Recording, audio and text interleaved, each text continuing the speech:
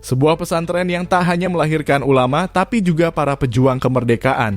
Sebuah tempat yang sunyi oleh lantunan doa, namun pernah bergemuruh oleh derap langkah santri yang membawa senjata. Inilah kisah Lirboyo, pesantren tua di Kediri, yang kini kembali jadi sorotan tapi sejatinya menyimpan jejak heroik luar biasa. Beberapa waktu lalu, nama pondok pesantren Lirboyo mendadak ramai dibicarakan. Semua bermula dari tayangan program televisi yang dinilai menyinggung kehormatan para ulama dan lingkungan pesantren. Gelombang kritik di media sosial pun tak terhindarkan. Namun di balik polemik modern ini, Lirboyo sesungguhnya menyimpan kisah panjang jauh lebih besar dari sekadar perdebatan dunia maya. Didirikan pada tahun 1910 oleh Kiai Haji Abdul Karim, seorang ulama asal Magelang yang hijrah ke Kediri. Lirboyo tumbuh menjadi salah satu pusat pendidikan Islam terbesar di Nusantara. Dengan sistem salafiyah, pesantren ini menanamkan nilai ilmu, adab, dan keteguhan spiritual.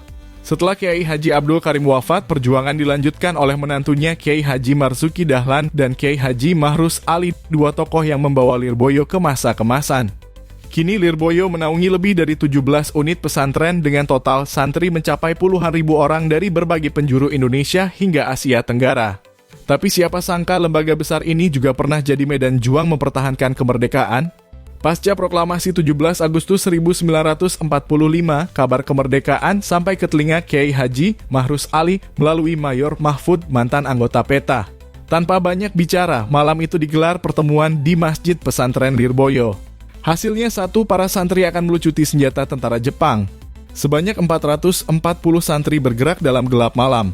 Dengan senjata seadanya, mereka berhasil merebut satu truk senjata dari markas Kompitai Dai Nippon dan menyerahkannya kepada Tentara Keamanan Rakyat.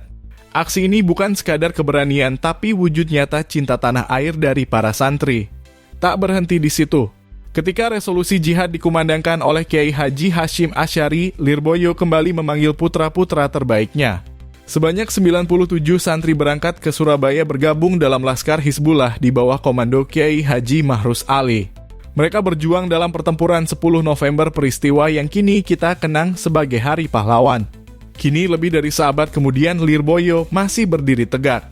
Di tengah perubahan zaman dan gempuran arus digital, pesantren ini tetap menjadi simbol ilmu, keberanian, dan keteguhan nilai-nilai santri.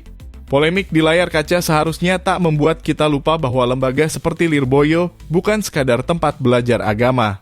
Ia adalah saksi hidup perjuangan bangsa, tempat doa dan darah pernah berpadu demi merah putih.